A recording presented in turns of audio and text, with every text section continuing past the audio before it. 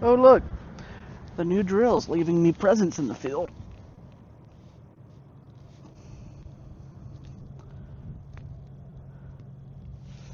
Glad I found that.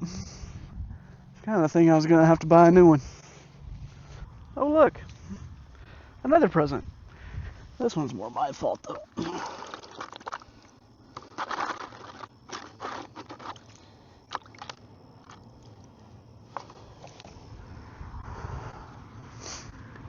Better get the boss's scoop back to her before she finds out I lost it. Howdy y'all, I'm Jacob. Welcome back to the ranch.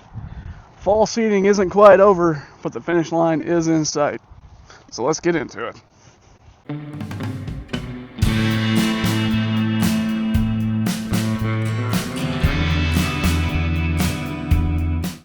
Yesterday we finally got the rain we've been waiting on. And we ended up getting close to 2 inches of rain, which is both a good and bad thing. Of those 2 inches, about an inch and a half, a little over an inch and a half, came down in less than an hour. So we did end up having a lot of runoff up by the house. So I'm out here in the pasture taking a look at the areas that we seeded, and I want to see if I can get an idea if that rain ended up washing a lot of the seed away. In theory, that no-till drill should have deposited the seed deep enough in the ground that the rain should not have washed it away. However, as I covered in the last video, there were instances using that drill where it wasn't cutting down deep enough and it wasn't necessarily burying the seed as I would have expected it would have. So I just want to come out here and double check and make sure that we're not looking at a major issue where we lost a lot of the seed that we tried to get in the ground. One of the things that I'm noticing, as you can see, well, I hope you can see here, is that a lot of the rows and the indentations from the drive wheel are still visible even after that heavy rain. And granted, I have no experience to base this on, but just kind of thinking through the scenario and what may or may not have happened, I'm thinking the fact that you can still see those rows is probably a good indication that the soil that was in that area didn't get washed out by that heavy rain. So I'm hopeful the seed that was planted in those rows is still there and still covered up. I've got a couple other spots I want to check that are problem areas for getting washed out that I've noticed in the past. So I want to walk over there and take a look. This is one area that's highly susceptible to erosion and washout. And just taking a look over this area, I'm not seeing a lot of erosion and washout as I've seen in the past with a different planting method. When I've planted this area in the past, I've used our disc and a cattle panel for a drag to open up the very top layer of the soil and then drag it with the cattle panel in order to cover up the seed that I broadcasted out. And in the past, when we've had heavy rains right after I've done that, it's very noticeable how all the topsoil gets washed away. Well, not all of it, but a significant amount of it gets washed with the heavy rain. But looking over this area, I'm not seeing a significant amount of that as I've seen in the past. Which, I may be talking myself into this, but I'm taking that as a sign that at least one of the primary functions of the no-till is at work, and that it's not disturbing a lot of that topsoil, and it was able to stay in place through that heavy rain. But like I've said, I don't have a whole lot of experience to base that off of, and right now I'm mostly just observing and taking mental notes so that as we progress along in this experiment, we'll be able to look back and hopefully confirm what we're seeing. Well, because of that rain, seeding is currently on pause. So I've got a couple things I want to do to make use of the downtime while we have it. When I was using the drill a few days ago, I had noticed, and in reviewing the footage, it was very obvious that the discs were not necessarily aligned like they should be. So I want to get the seeder back out, take a look at it, see if I can adjust it, tighten any of the bolts and nuts that have come loose. And then I've got one more area here I want to take a look at for seeding, and then we're going to get the seeder loaded up and get ready to head over to the parents' property where we're going to get the last of the acreage covered for this year. Did I mention I have hay to unload? I think I forgot that part. So we're going to go unload the hay, then get to look at the seeder.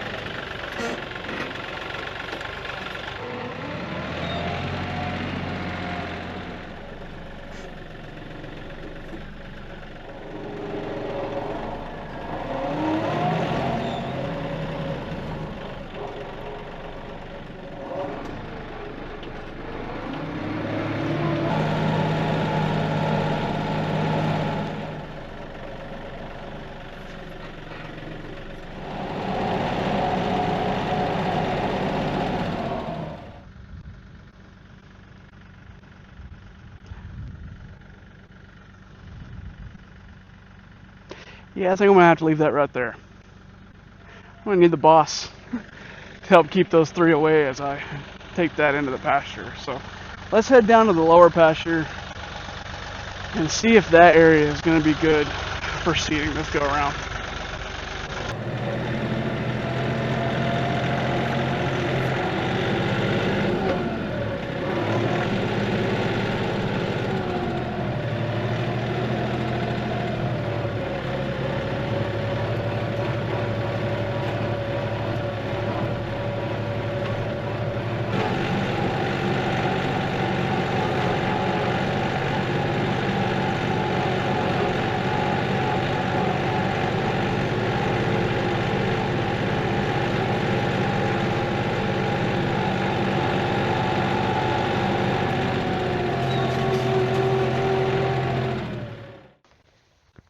Over here in the lower pasture now, trying to get an idea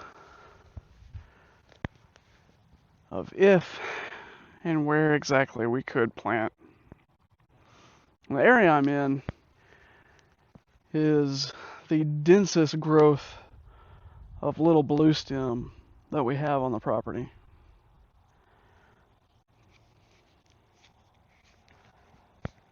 And if you were following our Facebook last fall, this is the area that we brought the goats when we first started doing a traditional rotational grazing. This was the most productive as far as time in one single spot of anywhere in this lower pasture. And it's good to see that all of this has come back, because I ended up shredding all this when we pulled the goats out. I can't say whether or not it's come back thicker from having grazed it, but I definitely don't think it's thinned out for sure.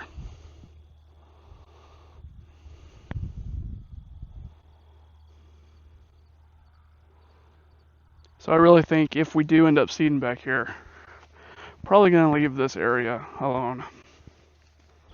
I think if there was going to be an area that would be a good candidate for being seeded, it's going to be right up next to the fence lines,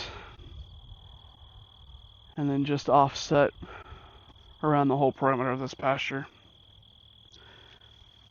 As you can kind of see, the fence lines themselves are somewhat barren. Of course, we do end up coming out here and mowing to try and keep any woody growth down, but even further away from the fence line, you can see that it's dominated by the broomweed out here. So if we do end up seeding, I think this will definitely be a good candidate for it. Well, I'm going to keep surveying a little bit, but I'll meet you out back up at the house so we can get to looking at the cedar. Back up here at the house now, I'm taking a look at the cedar and looking at the video and even some of the furrows that the planter was making. Cedar? Planter? Cedar was making.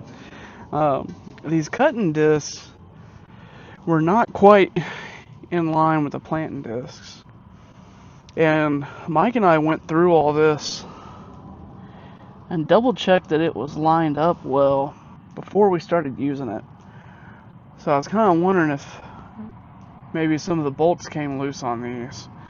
And looking at the cutting disc, you can kind of see there's slop in the bracket. And that's most likely because these nuts have backed off the U-bolts. So looking over here on the other side, these are not, brackets are still staying tight. But looking at the disc itself, there's still a fair amount of slop in it. And I think that's the bushing inside the pin that holds this leg on. Yeah. Get another look.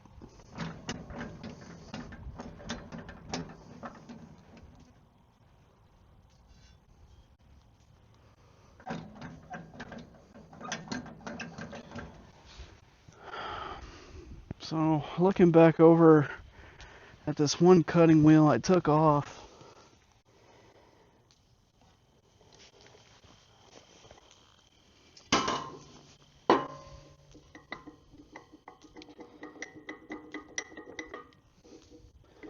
I don't know if there's any way or any easy way for me to fix that. So that may just be something I have to live with for right now. But I'm going to go through here and tighten up all these nuts again. I noticed these two had backed off, causing that to get loose and move. Also noticed on this planting disc, the scrapers on this bracket got moved, so that disc is rubbing. So, a lot of little stuff to look at. One of the things that I did find that's kind of concerning is this right here, and it seems to be on most of these brackets, and I think it's from this cutting disc popping back and hitting that whenever it trips. So I'm going to go back through the manual. I didn't really tighten the tension springs on these too much, but I think I may. I didn't see any spec in the manual on how tight those needed to be, but I'm going to look again and see if I can get everything else tightened up.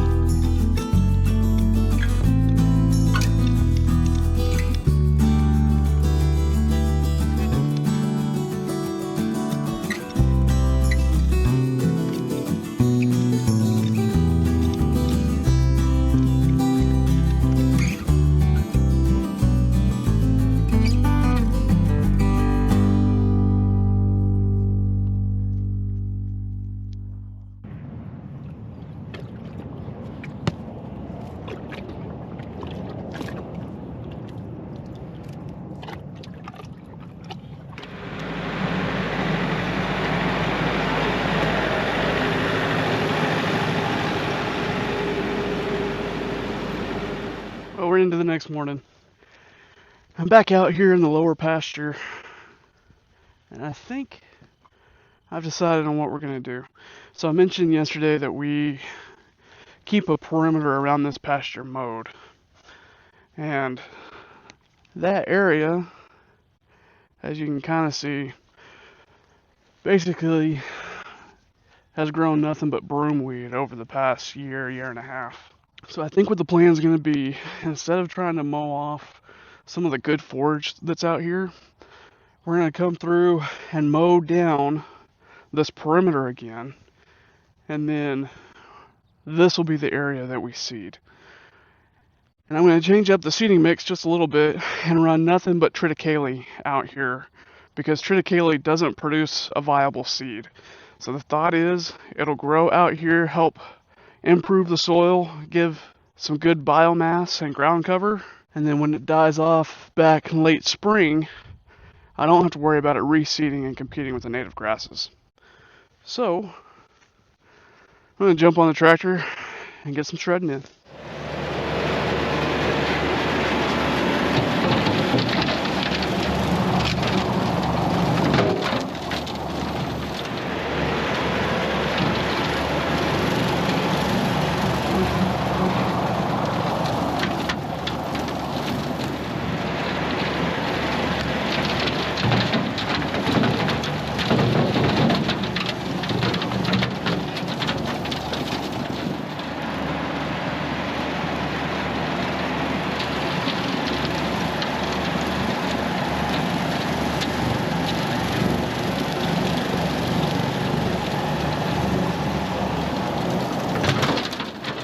Alrighty, I think I've got a good path mowed for us, so shouldn't have any issue getting the seeder in through here. So I'm going to jump in the tractor, head back up to the house, and get the tractor swapped out, get the seeder loaded up, and get to seeding. Alright, I got the tractor swapped out, and I'm back down here in the lower pasture. And I'm over in one of the more densely covered areas that I shredded and cleared for seeding. And I'm wanting to test and see how well the shredder is going to cut through this grass. I know in the front pasture, when we were trying to seed over there, it did not cut through it hardly at all. And I think that's mostly because the seeder is light and the ground over there was dry and hard. So now that we've had some rain, I'm hoping that the seeder will cut through this pretty well. So let's find out.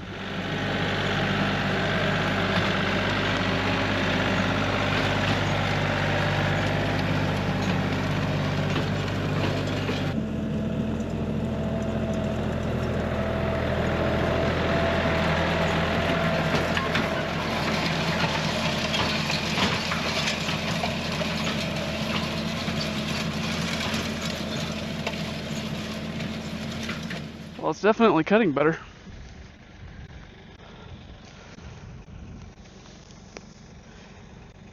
I think I may have the planter wheels set a little deep.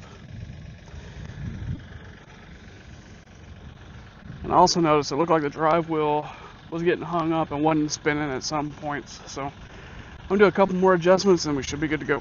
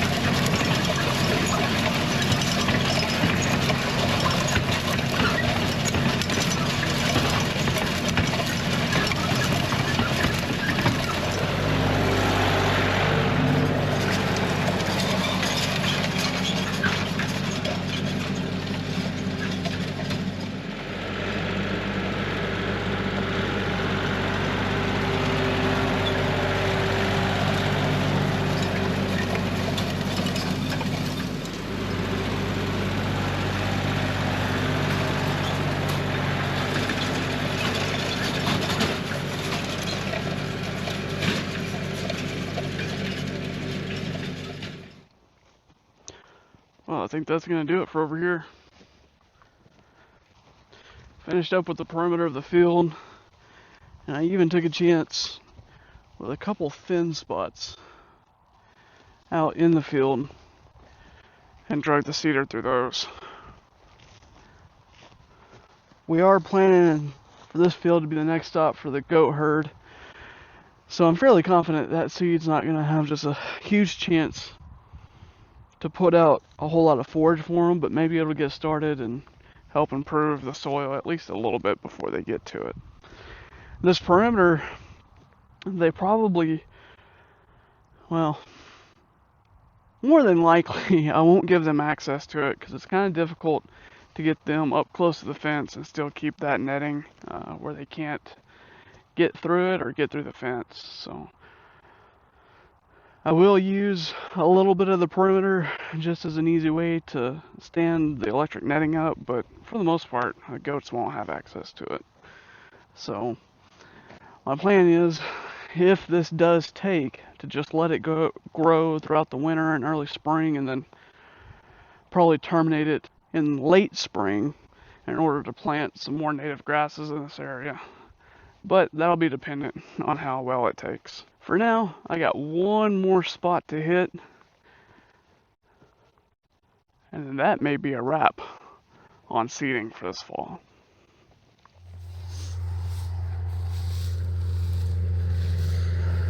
Ah!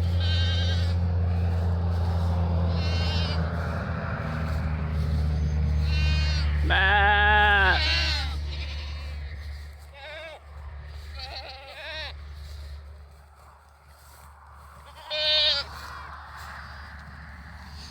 Matt!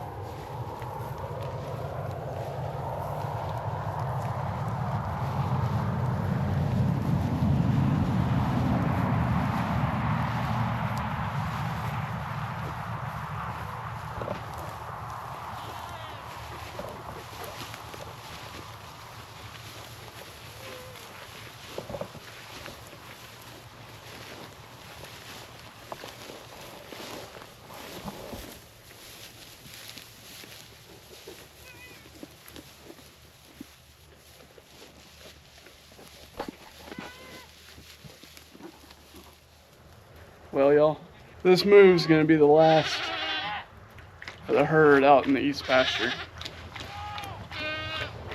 With us trimming the herd down just to the breeding group of goats, we've been able to stretch out the moves and stay out here a good bit longer. We finished up seeding pretty late yesterday, so I didn't get to wrap up the video. All in all, I think we wound up seeding a little shy of 20 acres, probably closer to 18 with that little drill.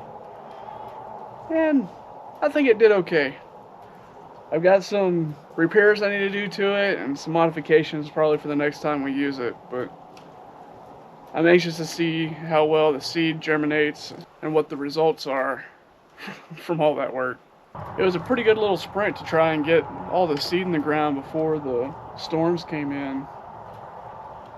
So it's going to be interesting to see the difference in how the areas we planted prior to the rain and the areas we planted after the rain, how they do. If you follow us on our Facebook page, you may have seen that next few weeks are going to be pretty exciting for us, but I think I'm going to save that for the next video.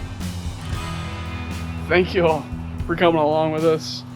We hope to see you next time on Wag Ranch.